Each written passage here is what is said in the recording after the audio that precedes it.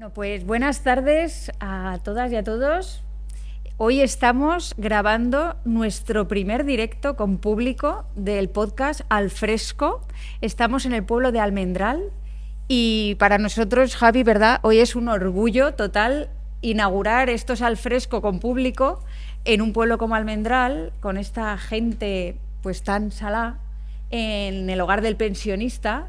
Tenemos que agradecer a la asociación que nos haya dejado este espacio y hacerlo además con tantas mujeres en la víspera del 8 de marzo, del Día Internacional de la Mujer. Os queríamos explicar un poco al principio, ¿no? Esto que es, que hemos venido a hacer aquí a Almendral, porque seguro que muchas de vosotras no habéis oído hablar del podcast Al Fresco, ¿verdad? No nos habéis escuchado ni nos habéis visto.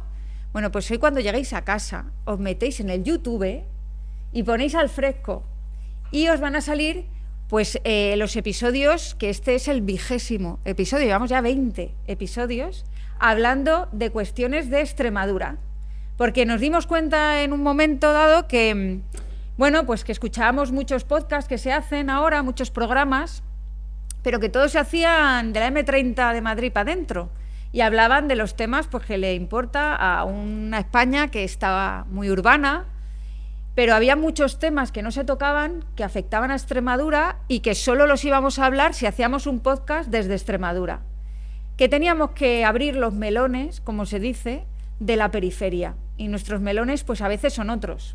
Hemos hecho programas hablando del agua, hablando de las minas, hablando de las lenguas de Extremadura.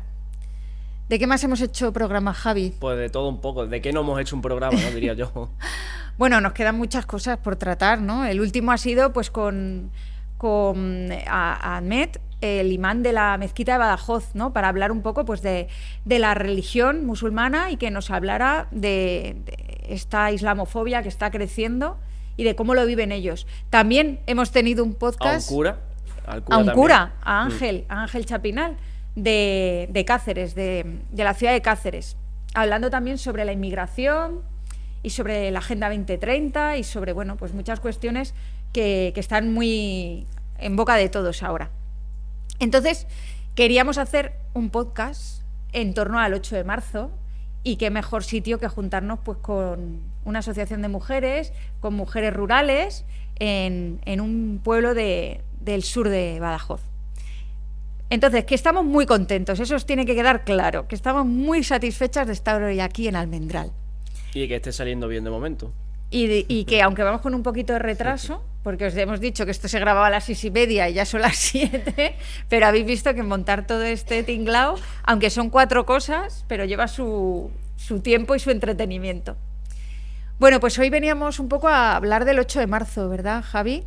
De cómo surgió el 8 de marzo, cómo lo estamos viviendo en el año 2025 y de si estamos avanzando o retrocediendo. Pues sí. Cuéntanos, Javi, ¿cómo surgió esta fecha? ¿Por qué estamos celebrando el 8 de marzo y no el 25 de febrero? Pues es buena ocasión en esta aquelarre en Almendral, ¿no? Que es lo que parece esto, ¿no? Rodeado de mujeres, muy bien, ¿no? Y el 8 de marzo, ¿por qué surge esta fecha? Llevamos toda la vida escuchando que el 8 de marzo es el Día de la Mujer Trabajadora, se escuchaba antes, ahora menos de mujer trabajadora, simplemente el Día de la Mujer, ¿no? ¿De dónde viene? Primera vez que se empieza a hablar de los derechos de las mujeres, en 1848, hace casi 200 años, en Nueva York. Hubo una conferencia de mujeres que en aquella época eran feministas, aunque ellas no se consideraran feministas, y ahí se empezó a hablar de los derechos de por qué la mujer tenía que estar discriminada y que tenía que tener los mismos derechos que el hombre. Saltamos a 1857, se produce la primera huelga de mujeres, también en Nueva York, en una fábrica, en un telar. En una fábrica textil es cuando se produce la primera huelga y reclamaban las mismas condiciones que los obreros hombres, incluso buenas condiciones laborales, trabajar menos, tener mejores salarios, ¿vale? Y poco después, a los 2 años, surgió incluso el primer sindicato de mujeres trabajadoras. Saltamos luego ya a principios del siglo XX, en 1908, en Nueva York. 50 años después, las mujeres salen a la calle y hacen una manifestación bajo el lema de pan y rosa. Siguen exigiendo buenas condiciones porque a pesar de que habían pasado 50 años, la mujer trabajadora seguía en las mismas condiciones que 50 años atrás. En 1911 se celebra por primera vez oficialmente el 8 de marzo porque Clara Zetkin lo propone un año antes y más de 1 millón de personas por toda Europa hacen manifestaciones con el 8 de marzo. Esa es la primera manifestación oficial. Ahí hay que pegar un salto de 1911 a 1917. En Rusia, poco se habla de esto, el 8 de marzo de 1917 las mujeres hacen caer al zar, que en aquella época había, al rey de aquella época. Hubo una manifestación enorme pidiendo pan y paz. En medio de la guerra, las mujeres salieron a la calle el 8 de marzo, pocos días después, el zar tuvo que dimitir. O sea que ellas fueron las que empezaron la revolución soviética. Y en España, según los datos, en 1936, por poner el último ejemplo, es la primera vez que se celebra en España un 8 de marzo, justo antes del golpe de Estado. Pues estos, Irene, son los antecedentes y así es como hemos llegado a nuestros días a que hoy, 8 de marzo, sea el día oficial. Pues me parece a mí que el lema de pan y paz lo vamos a tener que recuperar, porque según está, en verdad, la geopolítica internacional va siendo más actual que nunca. Pues hemos tenido hoy el día institucional, aunque hoy es 7, pero como es viernes, hoy ha sido el día institucional del 8 de marzo en la Asamblea de Extremadura y bueno, pues este año no ha habido manifiesto conjunto por parte de las fuerzas políticas de Partido Popular, PSOE y Unidas por Extremadura, y básicamente ha sido porque nunca ha habido llevamos varios años sin declaración institucional oficial, fruto de que Vox se niega a secundar ningún manifiesto a favor del Día Internacional de la Mujer Trabajadora, y viendo que el Partido Popular pues a nosotras no nos llama para debatir los problemas de calado y las políticas de calado de Extremadura, ni la política presupuestaria, ni la política fiscal, solamente nos quiere para que firmemos el manifiesto de 8 de marzo, pues este año hemos dicho que con nosotras no cuenten, que si quieren acordar las cosas con la extrema derecha, que lo hagan con todas sus consecuencias y también asuman que sus compañeros de viaje son negacionistas, ¿no?, de la violencia machista y bueno, básicamente nos han dicho que no hay nada que pelear porque ya hay igualdad real. Pues en una tierra donde las mujeres están desempleadas en un 19% frente a los hombres que están al 12%, o que cobramos 3.000 euros menos al año por realizar el mismo trabajo, pues creo que los datos revelan que muy acertados no están, que tenemos que seguir peleando muy fuertemente. Pero bueno, que no firmar un manifiesto no quiere decir que no vayamos a seguir, obviamente, peleando por la igualdad. Al revés, vamos a seguir siendo más reivindicativas que nunca. Y por eso estamos aquí hoy, ¿no? Y por eso estamos vamos hoy a hablar aquí de feminismo con mujeres de diferentes generaciones, ¿no, Irene? Cuéntanos quiénes son las invitadas de hoy al programa. Pues vamos a tener a 2 mujeres guerreras, 2 mujeres de bandera, de generaciones muy distintas, pero que han tenido que pelear también lo suyo por hacerse hueco y bueno, por conseguir esa utopía que es la igualdad. ¿Pasamos con ellas? Si te parece, me quito de aquí, que se sienten ellas Venga, aquí que en ya el no sofá. pintan nada, que Venga. ya no pintan nada. Muchos hombres ya aquí.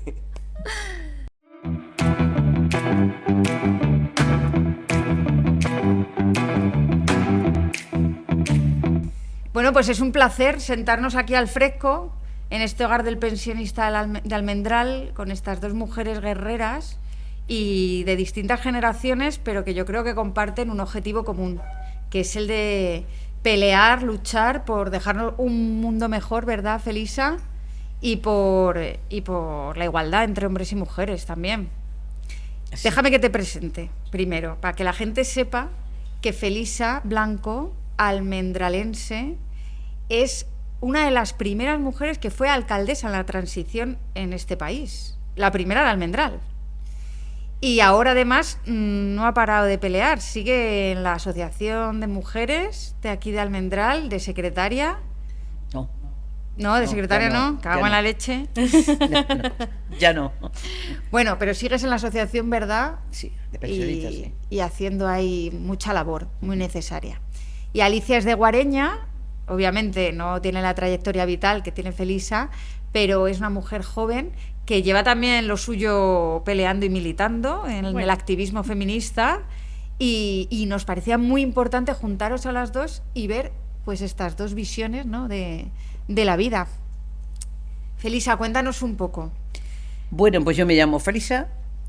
Entré de alcalde en las 7 primeras alcaldesas que hubo en Extremadura. Fui la primera y la única del Partido Comunista de España en aquella época. Fue muy, muy difícil. Primero porque yo no pensaba salir de alcalde en Almendral, era imposible. Primero porque la trayectoria que Almendral tenía de épocas anteriores, durante digamos, de la dictadura, pues era imposible que yo saliera de alcalde. Y la sorpresa fue que salí. Salí y he luchado muchísimo, no solamente por el movimiento femenino, por las mujeres, porque mi meta ha sido siempre luchar por las mujeres, por la igualdad de la mujer. Uh-huh. La mujer tiene que tener los mismos derechos y la misma igualdad que el hombre, uh-huh. Ni por encima ni por debajo, sino la misma igualdad. Y no solamente he luchado por esto, he luchado por todo. He luchado pues porque Almendral, cuando yo llegué a Almendral, Almendral no tenía agua en las calles del pueblo, tenía solamente 3 calles, creo, 3 calles, sí, con agua. No tenía saneamiento en ninguna calle. Las calles eran todas de tierra. Hacían falta viviendas. Y bueno, pues la primera meta que yo puse fue la de que empezaríamos pues poniendo el agua, que era lo más necesario en el pueblo. Empezamos poniendo el agua y el alumbrado, que tampoco teníamos alumbrado, se repartía la luz con un cazo. Había por calle donde había 4 bombillas. Pues empezamos a poner el alumbrado, empezamos a pavimentar las calles y a poner el agua en las calles. ¿Y cuál es la sorpresa? Que como los problemas no vienen solos, pues a mí cada vez que intentaba arreglar una cosa me surgía un problema más grave. Entonces empezamos a poner el agua, de donde venía el agua, que era un sitio que se llama la Madre del Agua, aquí del pueblo.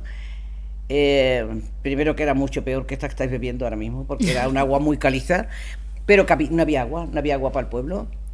Entonces, pues la mayor meta que tuve fue la de tener que buscar agua. ¿Dónde fui a buscar? Pues a la Junta, que yo estaba todos los días en la Junta, en la Diputación, en el Gobierno. O sea, para mí no había sitio donde yo no tenía diputados, ni izquierda, el Partido Comunista entonces no tenía diputados a la Junta como hay ahora mismo que estáis.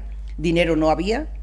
Entonces, pues lo mío era estar todos los días luchando, todos los días, bueno, me conocían bastante.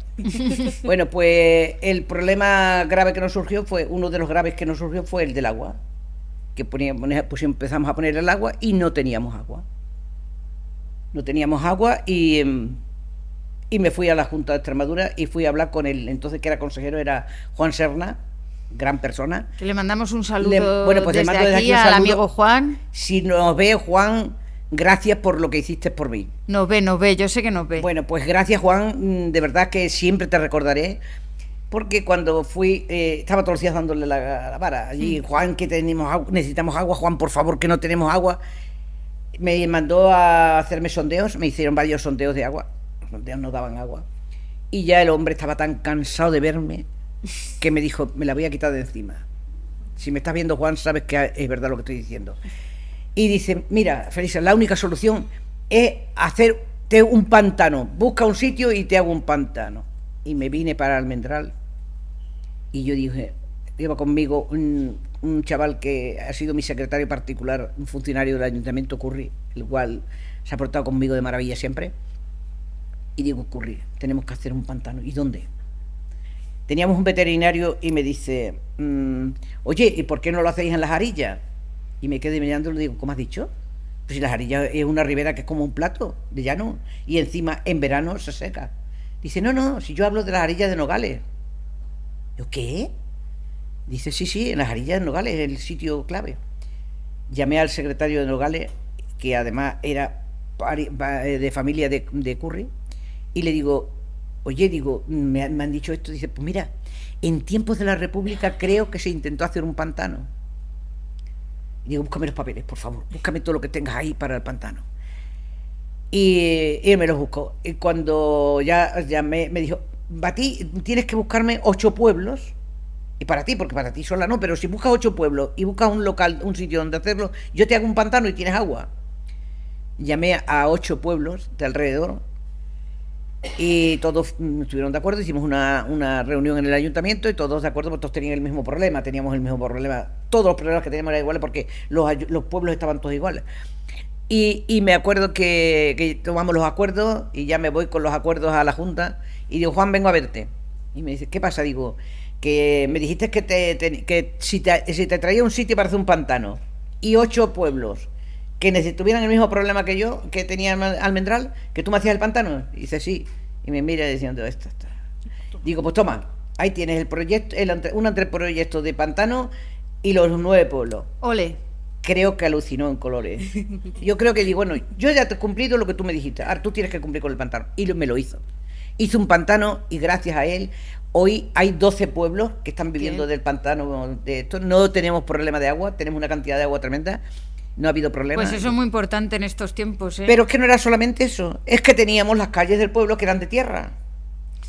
Bueno, que es que yo creo que la transformación que tuvisteis que vivir los primeros alcaldes y alcaldesas debió ser bestial en los porque es que estaba pueblos todo sin extremeños, hacer. claro. Estaba todo sin hacer, sí. Es que no había nada. No, las luces, pues eso, tuvimos que poner luces porque en una calle tuvieron que sacar a una persona de una casa y la tuvieron que sacar a una ambulancia con una linterna porque no había luz. La luz era pues a lo mejor en una calle bien grande, a lo mejor había 4 puntos de luz. Es que ahora se ve y parece como que aquello ya está hecho. Sí. Pero, pues Felisa, si quieres, como íbamos a ir intercalando con Alicia y contigo, le pregunto algo a Alicia y luego volvemos. Sí, por supuesto. ¿Te parece? Hombre, encantada. Porque Felisa tiene carrete y la verdad que es una maravilla escucharte. Es que es normal, es que es una mujer histórica. Es una maravilla escucharte, eres una referente total y nos tenemos muchas mujeres políticas que mirar en ti, porque lo que una ha conseguido y sobre todo en aquellos tiempos donde había que ser muy valiente, había que ser muy decidida, muy hecha pa'lante. Creo que gracias a mujeres como tú estamos algunas donde estamos hoy. Irene, lo importante de aquella época era que se disfrutaba todo lo que se hacía, porque es que no había nada. Claro. Entonces todo el mundo colaboraba. Yo tenía una juventud de hoy de 50 y tantos, 60 años. Sí. Que colaboraban en todo. Es que yo les decía, oye, ¿qué vamos a hacer? Y se volcaban. Pero es que la gente disfrutaba todo lo que se hacía. Hoy la gente ven que el ayuntamiento hace una cosa y bueno, pues la hace. Pues luego vamos a hablar más adelante de la juventud. Le quería yo preguntar a Alicia, que aunque obviamente eres de otra generación, pero tú, ¿en qué momento te pusiste las gafas moradas y las gafas de militancia de decir, aquí hay que mojarse, hay que arremangarse y hay que cambiar las cosas? ¿Cuál fue cuando te hizo a ti el chic? Pues creo que un momento específico no te puedo decir. Justo este día empecé a ser feminista, ¿no? Pero sí que es verdad que desde que soy bastante pequeñita, pues creo que empecé a ver las desigualdades que había en casa, en la familia, en el cole, porque yo por ejemplo, estudié en un colegio de monjas. Entonces, esas desigualdades entre chicos y chicas, simplemente por la vestimenta, ¿no? Y entonces esas desigualdades que vivía en casa, en el colegio, las relaciones entre mis amigos y mis amigas, que se veía mucha diferencia y bastantes cosas, porque hoy no se permitirían, ¿no? Creo que me hizo despertar y abrí un poco más los ojos, pero sobre todo fue a raíz de, bueno, pues seguro que todos y todas lo conocéis, el 15M, ¿no? Que parece que fue el movimiento que despertó muchísimas conciencias en nuestro país y bueno, pues yo fui una más, ¿no? Que vi eso y dije, ostras, ¿qué está pasando aquí? Y entonces me empecé a leer, a informarme y a partir de ese momento pues supe lo que era el feminismo, que no sabía qué era el feminismo y empecé a informarme a partir de entonces. Yo es que recuerdo a Alicia muy jovencita, ya militando, y cuando yo preguntaba, pero esta muchacha ¿cuántos años tiene? Y me decían, pues 18, o menos, incluso eras menor. 16 o 17, sí. Por ahí, y sí. Yo decía, madre mía, digo, tan pequeñita y ya con las ideas muy claras. Daba gusto. Yo ayer tuve un debate, no sé si veis Canal Extremadura los jueves por la noche, pero tenemos un debate, los grupos políticos. Ayer fue un gallinero absoluto, o sea, creo que nadie entendió nada. Nombraste la isla de las tentaciones. Que... ayer fue hubo mucha tensión y fue un debate muy bronco. Claro, venía a cuento un poco esto que estamos viviendo ahora de la igualdad. Y el diputado de Vox me dijo, hoy nace un niño o una niña en España y tienen las mismas oportunidades. En la Constitución dice que somos iguales, pero ¿creéis que esa igualdad es una realidad? Pues obviamente que no. En la Constitución está escrito, pero de lo escrito a la realidad va mucha diferencia. Y parece mentira que una persona de voz se le ocurra decir que hay igualdad, cuando es mentira. O sea, es mentira, no hay igualdad. Hoy una mujer no cobra igual que un hombre. Hemos ganado mucho. Hemos ganado que hoy una mujer puede abrir una cuenta en un banco sin tener que contar con el marido. Claro. Hemos conseguido de que una mujer hoy no tenga que ir a, pues con permiso del marido para... Pero de eso a igualdad, no. No, totalmente. Y además que desde el momento en el que nace un niño y una niña en nuestro país no son iguales. Muchas veces hablamos de micromachismos que no son más que machismos, que ponerle la palabra micro simplemente es adornarlo, pero en el momento que nace un niño y una niña en España, a las niñas se les hace los pendientes. Que parecen tonterías, pero no lo son. O sea, si tú no quieres que se lo haga, tienes que decirlo expresamente. Que no quieres que se lo hagan. Entonces, ya partiendo de ese punto de vista, que se le produzca ese dolor a un bebé, creo que ya es algo, ¿no? Partiendo de ese punto de vista. Pero si nos vamos ya a generaciones que somos más mayores, ¿no? Desde el feminismo siempre decimos que una cosa es la igualdad real y otra es la formal. En igualdad formal, claro que sí, la Constitución en el artículo 14 te dice que todos somos iguales, pero realmente no. Obviamente que no, sino ya, por ejemplo, la generación de Felisa, incluso la mía, cuando hablamos de ámbito público y privado, las mujeres seguimos estando en el ámbito privado de casa. Y ahora si hablamos, si hablamos de jóvenes, si hablamos de todo este movimiento de las trans-wives, que parece que nos quieren otra vez volver a que las mujeres estemos en la cocina, pues... Sí, hay ahora una corriente, ¿no? En redes vemos con una corriente de mujeres pues que tradicionales, que hacen la comida, pero no es que hagan la comida, es que se van casi a cultivar el trigo para hacer el pan a su marido. Y bueno, pues eso está teniendo ahora simbólico. Está teniendo mucho agarre. Sí, es muy simbólico porque al fin y al cabo, aunque parezca algo nimio que no tiene ninguna importancia, sí que la tiene. Estamos volviendo a hablar de estereotipos de género, de roles de género. Obviamente, él es el que sale fuera de casa al ámbito público a ejercer su papel, su trabajo, y tú te sigues quedando en casa para hacer la comida a tu marido. Con una particularidad, que él sale a trabajar fuera de casa cobrando un sueldo. Exactamente. Y tú te quedas en casa limpiando, fregando, barriendo, sin cobrar nada. Gratis. Sin tener una cotización a la seguridad social para el día de mañana tener tu independencia económica. Yo eso fue una de las cosas que también me preocupé mucho de conseguir, que fue el que las mujeres aquí sacamos un libro de peonadas falsas. Sí, falso, lo saqué yo. Esto ya todo ha prescrito, ¿no? Sí, esto ya ha prescrito. No, de hecho pudieron haber metido en la cárcel a 2 alcaldes que fueron posteriores a mí, fue mi hermano y otro alcalde. Pero el libro quien lo saqué fui yo, eso ya prescrito y además salió la sentencia y todo. Pero es que aquí había mujeres que no podían, exigían 60 peonadas para poder cobrar el subsidio el subsidio agrario entonces. Y yo creé aquel libro para que las mujeres pudieran conseguir las peonadas, porque es que no podían ir a trabajar en ningún sitio. ¿Dónde iban a trabajar? Aquí iban a la fruta, ¿cuándo?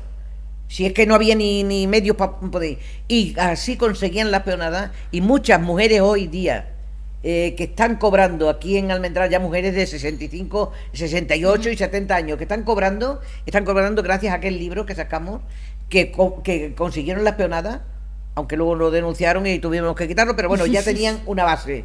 Y luego ya empezaron a ir a la fruta, empezaron a ir a algún sitio. Pero se vio el progreso en el pueblo, se vio a través de eso, porque la gente empezó la economía empezó a verse mejor, y las mujeres hoy tienen su propia independencia. O sea, hoy la mujer cobra un sueldo, o sea, cobra una pensión del régimen agrícola igual que cobra el hombre. Sí. O sea, que yo siempre pensaba que la mujer tenía que ser libre. Es que si tú... Y la independencia económica es básica. Claro, es que si tú tienes que depender del salario de tu marido, tú no puedes levantarle la voz. Y así tú tienes tu independencia y dices, oye, que tú pones lo tuyo y yo pongo lo mío, y aquí cobramos los dos. Sí, claro. Yo creo que, por decir una Sí, sí. cocina, yo creo que algo que le queda pendiente al feminismo es escuchar a las mujeres rurales y irse al mundo rural a ver las realidades. Porque una cosa es el feminismo de académico de la universidad y otra cosa es la vida real, vamos, lo que sufrimos las mujeres en el mundo rural. Que es totalmente diferente. También precisamente os queríamos juntar a las dos porque las dos sois mujeres rurales, de Guareña, de Almendral, y yo creo que el contexto rural hace que las necesidades de las mujeres rurales quizás sean otras. A mí no me gusta nada hablar de mujer rural, porque parece que la mujer rural, que todas sois igual, que todas somos iguales, o sea, independientemente de mis circunstancias, y no, las mujeres rurales me gusta más, ¿no? En plural. Pero es verdad que compararte en un contexto pues de que hay pocas infraestructuras de transporte, menos oportunidades laborales. ¿Qué consideráis que son los verdaderos retos para hacer que las mujeres se queden en el medio rural viviendo con calidad y avanzar así hacia unos pueblos donde no nos encontremos que no son pueblos precisamente donde las mujeres jóvenes quieren quedarse? Claro, es que en los pueblos ahora mismo solamente hay, pues, no sé, 2 comercios o 3 que puedan buscar a una persona o 2 para trabajar. Los demás tiene que ser el régimen agrario, o sea que lo que depende la mujer en los pueblos es del paro agrícola, o sea, es al único que pueden ir a trabajar al ayuntamiento, que las buscan para trabajar en el paro agrícola. Otra clase de trabajo en los pueblos no hay. Por lo menos pueblos pequeños, que ya vamos a hablar de pueblos como Mérida o pueblos como Almendralejo, que son pueblos ya que tienen otra infraestructura. Que en los pueblos esto es, por lo que se dice, el paro, no hay otra cosa. Yo creo que es todo el sistema. Hay que cambiar todo el sistema. La vida de los pueblos actualmente no está hecha para para las personas jóvenes, pero especialmente menos para las mujeres. Bueno, pues sí, ahora sí, obviamente el salto generacional es grande, ¿no? Las mujeres antes a lo mejor no tenían la oportunidad de tener simplemente el carnet de conducir, algo tan simple y tan importante que da tanta independencia a la vida de las mujeres, pero ahora básicamente el sistema no permite que la juventud se quede en los pueblos, y sin juventud obviamente los pueblos se mueren. Entonces darle oportunidades a las mujeres pasa por también quizá cambiar el sistema educativo para que las mujeres no sigamos siempre estudiando lo mismo, porque obviamente todo esto influye, el sistema influye, el patriarcado influye en que las mujeres seguimos estudiando carreras y estudios que están dedicadas prácticamente a los cuidados, pero podremos estudiar 800.000 cosas más, ¿no? Si Extremadura es una comunidad eminentemente agrícola, pues fomentar que las mujeres estudiemos cosas relacionadas con mundo rural, agricultura, ganadería, y no voy a hablar más de estudios relacionados con eso porque no lo sé, ¿no? Pero creo que es importante, es un modelo coeducativo en el que las mujeres pues podamos seguir desarrollándonos libremente sin ningún estereotipo de género. Totalmente. Lo primero que teníamos que hacer era una cosa. En Extremadura hubo una lucha en el año 81 que fue contra la central nuclear de Valdecaballeros, Sí. que se unió toda Extremadura. 40.000 personas en Villanueva Serena. Se dice pronto. Bueno, es que ¿Tú fuiste? yo tuve la suerte de tener que dormir en el ayuntamiento de Villanueva, y dormía encima de la mesa de un arquitecto, de un aparejador. Porque me mandó el partido a que fuera, y el día que se encerraron los alcaldes, me tocó ir a mí, porque yo tenía que estar en el medio de todo. Es que teníamos poca gente nosotros. Entonces, aquello fue algo muy importante para Extremadura, porque consiguió hacer ¿cómo diría yo? Levantar al pueblo extremeño y sentir un sentimiento de regional. Sí.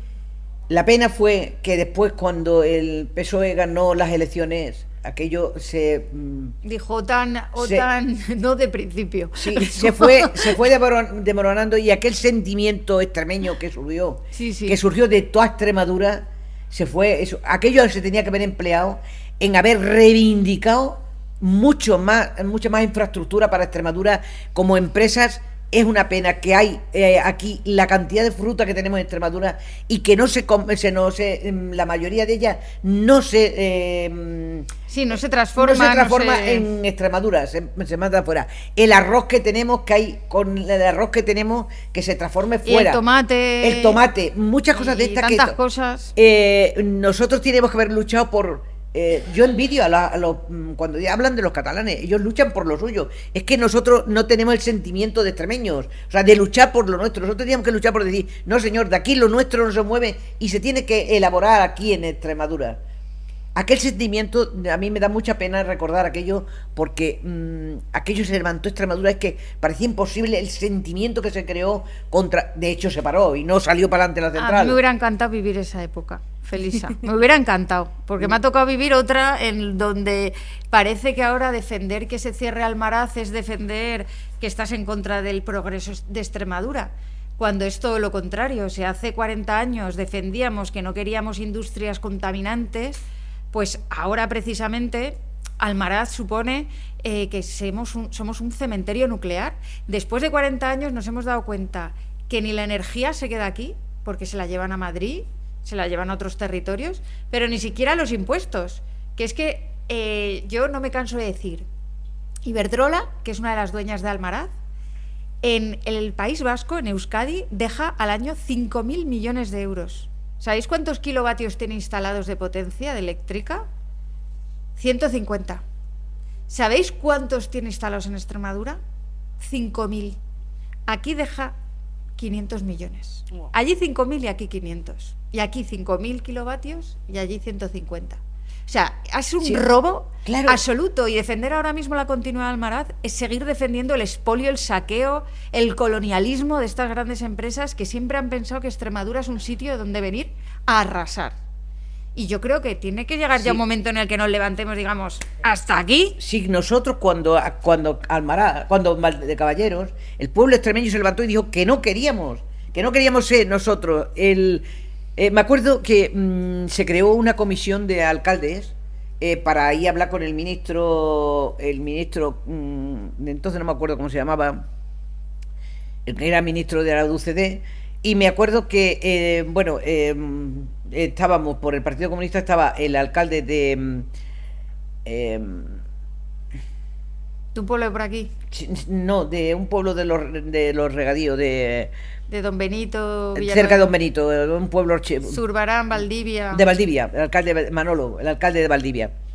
Y también estaba, me parece que eran 4 o 5 del PSOE y nosotros 2 por el Partido Comunista.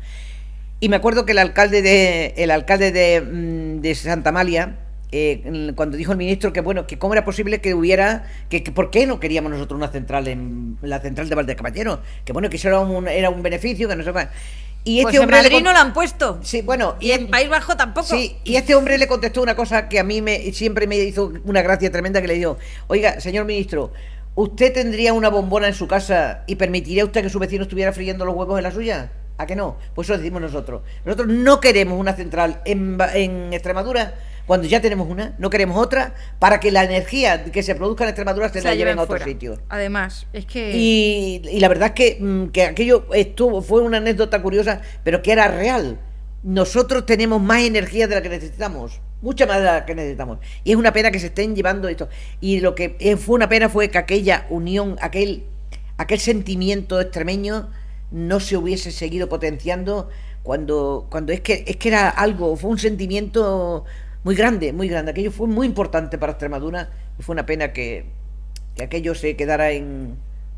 Pues sí, la verdad que viene un poco también al hilo de lo que yo quería también hablar ahora con vosotras, que es un poco de la juventud, ¿no? La juventud en nuestra tierra, pero también en nuestro país. Cada vez creéis que... Bueno, yo entiendo que, Felisa, los avances los has visto en tus carnes. Tú vienes de haber vivido en el franquismo, haber estado militando, ¿no? En aquella época tan dura en el PC, y entonces has visto avances claros, derechos que ha conseguido la mujer. Pero ¿creéis que en los últimos tiempos está habiendo un retroceso? Se están perdiendo porque pasa una cosa. La juventud cree que lo que tiene le ha venido como el maná, ha caído del cielo. Sí, sí. No. El que la juventud tenga hoy coches, tenga móviles, tenga dinero para divertirse, eso le ha costado mucho a sus padres. Pero yo creo que muchas veces los padres no han sido capaces, los padres o los abuelos, no han sido capaces de explicarle a los hijos qué es lo que ha costado eso. El esfuerzo, El esfuerzo que ha trabajo. costado eso. Porque eso ha costado muchísimo esfuerzo. Muchísimo esfuerzo. Para que en los pueblos viniera dinero, para que la gente pudiera tener el paro agrícola, teníamos que a cada 2 o 3 meses teníamos que irnos a cortar una carretera. Porque no venía dinero, porque Qué envidia.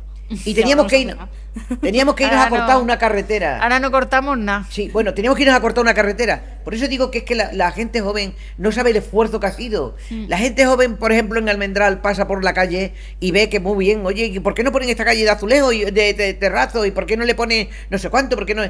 Y yo digo, madre mía, si esta calle era de tierra. Esta calle era de tierra. Si esta calle, para poder quitar las piedras que había en el medio de la calle para echarle el cemento, teníamos que quemarlas con palos y echarle agua para poder romperlas con unas cuñas de hierro, Madre que no mía. teníamos ni material, que hoy Madre mía. hay maquinarias. Entonces la juventud no sabe lo que ha costado.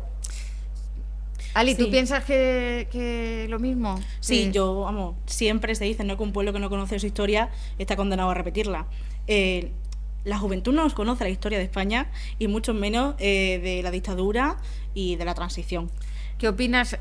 Perdona, pero es que el 26% de los jóvenes varones no verían mal una dictadura, vivir en una dictadura. Sí, sí, de hecho yo escucho constantemente las frases entre gente joven de, "Buah, es que con el Tito Paco esto no pasaba". Yo lo escucho constantemente y es como, wow, no conoces absolutamente nada, no sabes nada, no has escuchado a tus abuelos, no has escuchado a tus abuelas, porque simplemente si hubiesen escuchado a sus abuelas, hubiese sabido perfectamente que una dictadura no es nada cómodo en lo que vivir, no es un sistema cómodo en el que vivir, ¿no? Y menos para la clase obrera. Entonces, la gente joven no conoce lo que era vivir una dictadura. Yo obviamente tampoco lo sé, pero lo he escuchado y creo que informarse es súper importante. La desinformación está haciendo muchísimo daño, las noticias falsas, todos estos Cristo Bros que hay en internet, en YouTube, en TikTok y todas las redes sociales están haciendo muchísimo daño a la gente joven. Pero sobre todo, también no podemos olvidarnos de que si las instituciones están colmadas de partidos que niegan y que ensalzan estas dictaduras, pues es normal. Es normal porque el discurso se va normalizando, va calando entre la juventud y ¿por qué no? Si lo dice ¿por qué no lo vamos a hacer? También es verdad que, aunque es verdad que la juventud puede vivir en una especie de ensoñación de cuánto cuesta todo lo que se ha conseguido, es cierto que el futuro de la juventud es muy oscuro. Viven en una precariedad, con unos trabajos muy precarios, Pero tampoco lo justifica. sin oportunidades, ¿no?, laborales y de comprarse una vivienda o de poder emanciparse hasta una edad muy elevada. Y a lo mejor esa falta de saber que no hay futuro, pues hace que al final te agarres a las soluciones más sencillas, ¿no? Quien te propone lo más sencillo, que es que la culpa la tiene el inmigrante que viene a ganarse el pan, pues entonces lo más fácil es echarle la culpa a ese y no decir que es que aquí hay que hacer una revolución.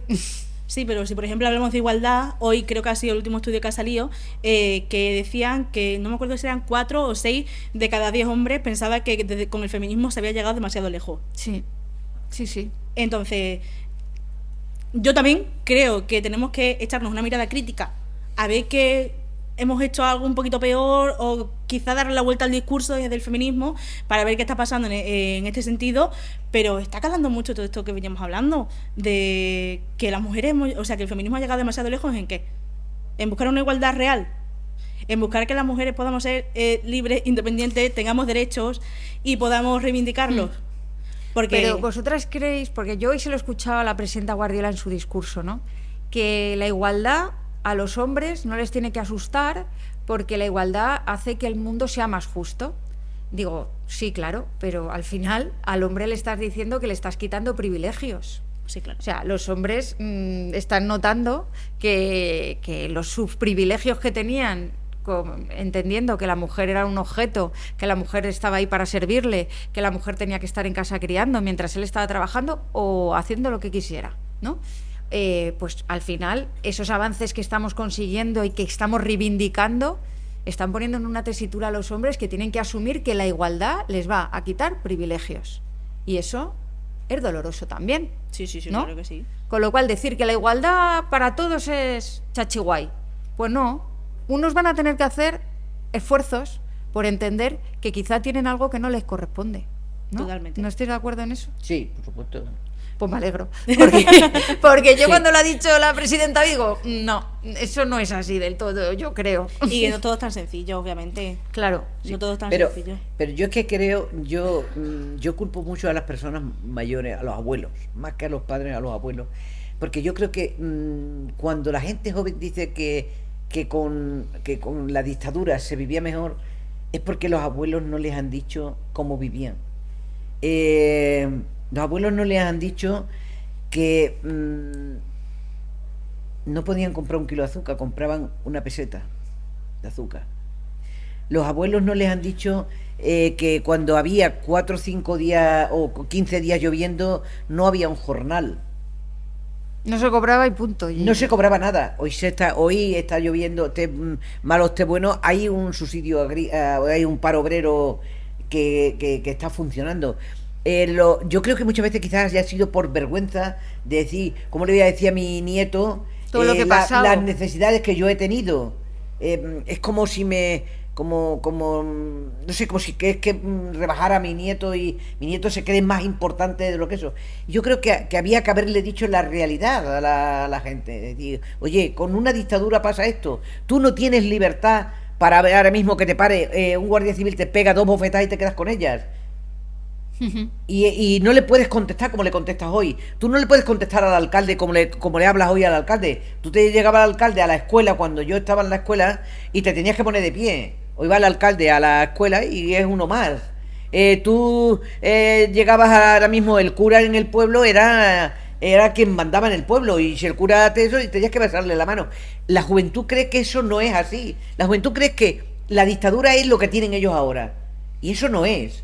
Eso tenían que explicarle los padres, los abuelos, a los nietos, explicarles lo que es una dictadura, que no es eso. Sí, sí. Que una dictadura es falta de libertad de todo, de expresión, falta de libertad de disponer de todo. Es que no puedes disponer de nada. Eso es una dictadura. Y especialmente hacia las mujeres. Disponer de las mujeres y disponer de todo. No, me refiero de una dictadura especialmente que la sufrimos las mujeres, especialmente. Más que nadie. Por eso. Pero que la sufre todo el mundo. Sí, claro que sí. O sea, que la sufre todo el mundo. Y eso muchas veces no se le ha explicado. Yo es que conozco un caso aquí en el pueblo de una persona que ha pasado mucha necesidad y hoy es de Vox. Y yo me alucino porque digo, ¿cómo es posible cuando esta persona... Y quizás sea por eso, porque nadie le ha dicho, es que es esto es esto. Pues espero que no viva ni de una pensión ni de una ayuda social, porque como voté a Vox... No, pero que esa persona, yo creo que muchas veces los culpables son las personas mayores que no les han explicado a los hijos o a los nietos qué es la situación, qué situación se vivía, que no había libertad de nada, que no teníamos libertad de ninguna clase. Es que nos estamos creyendo que la libertad es poder irnos a tomar una caña, y eso no es libertad. Sí, los libros, el sistema educativo también tiene parte de culpa, aparte de lo que dice Felisa, ¿no? Escuchar a nuestros mayores es súper importante, pero también el sistema educativo. Yo no recuerdo haber visto absolutamente nada de ninguna dictadura en los libros de texto de cuando yo estudiaba. Y yo tengo 27 años, no tengo... Yo tengo 43 más. Y os puedo decir que no llegamos a estudiar el siglo XX. Que sí. Yo no he estudiado en el colegio el siglo XX. Eso hubo una guerra civil del 36 al 39 y después... Algo. Pues 40 años que pasaron ahí. Algo pasó. Y nada más, no. Sí.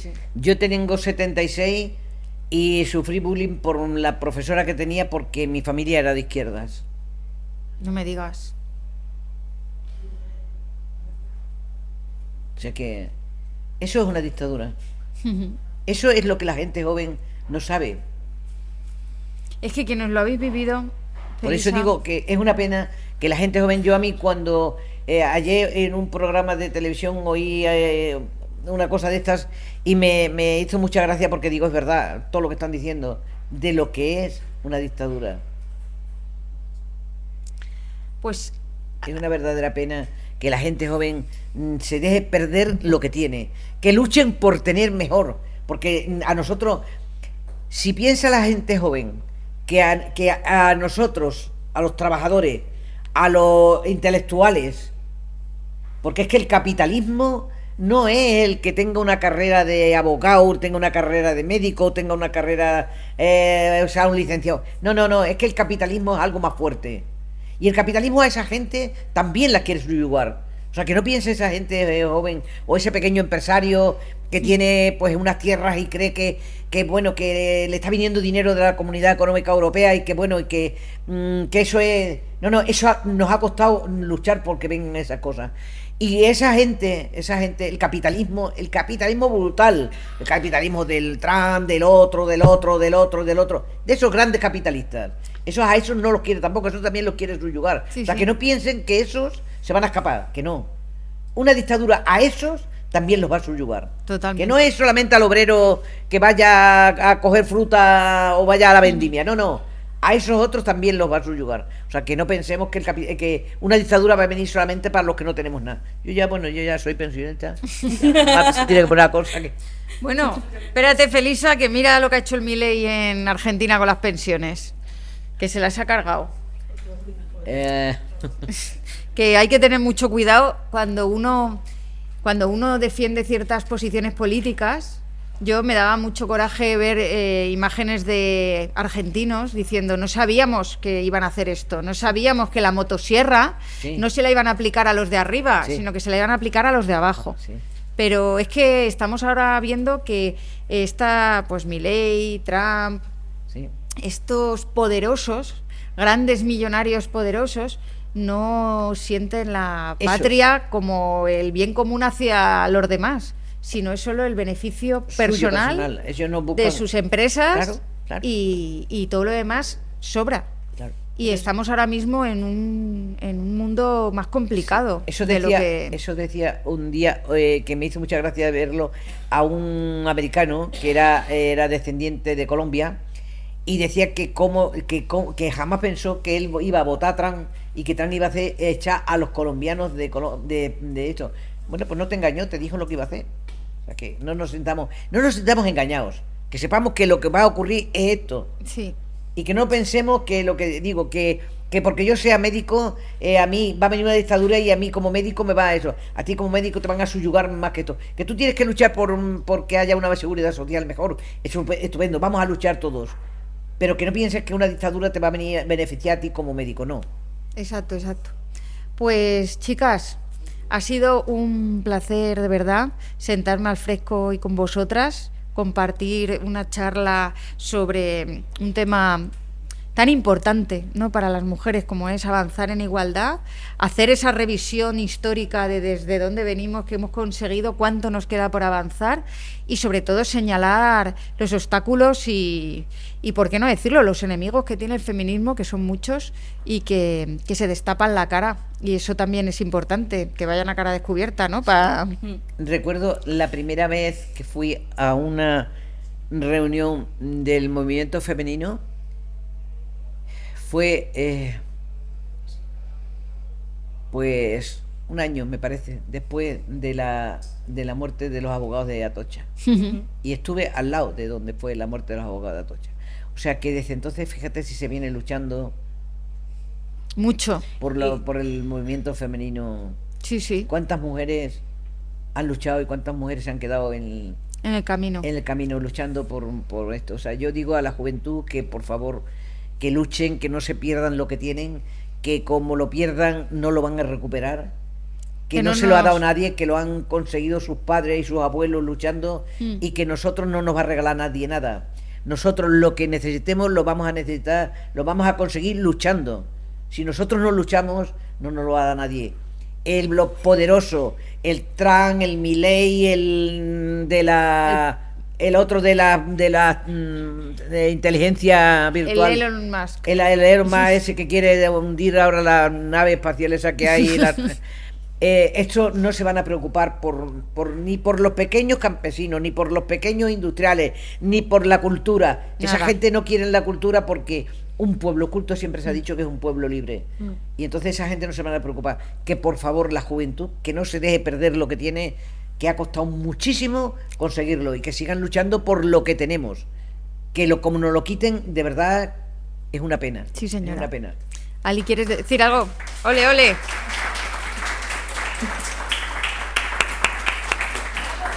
Muy bien, Felisa. Ali, ¿quieres decir algo para Sí, terminar? Que necesitamos un movimiento feminista fuerte, organizado, reivindicativo y combativo, que sigamos llenando las calles y alzando la voz contra las desigualdades y contra aquellos que quieren menos retroceder en cuanto a los derechos de las mujeres, y sobre todo organizado, porque el feminismo no es otra cosa que igualdad. A ver si nos entra una vez en la cabeza que el feminismo no es otra cosa que igualdad, y sobre todo que estemos organizadas. Porque es muy importante. Si nosotras mismas de dentro estamos desorganizadas, ellos van a buscar cualquier grieta para intentar, pues, que pase lo que está pasando, que estemos desarticuladas, y lo necesitamos. Es muy importante, y ahora más que nunca, porque hace unos años no teníamos a la extrema derecha en los parlamentos, en las asambleas, y ahora sí están ahí, y lo único que quieren es legislar en contra de los derechos de las mujeres. Es lo único que quieren. Entonces nos tenemos que mantener firmes, unidas y combativas, porque es muy importante. Pues mañana todas a la calle.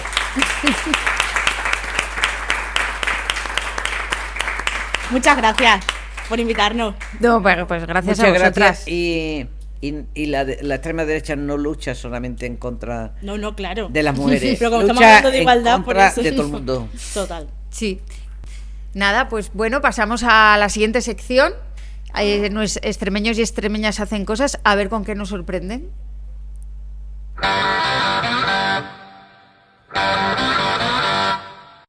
Hola, soy Bex. Soy una de las organizadoras de la celebración del próximo 25 de marzo, que es el verdadero Día de Extremadura, y te cuento. Como sabéis, llevamos aproximadamente una década celebrando y reivindicando Extremadura el 25 de marzo como Día de Extremadura.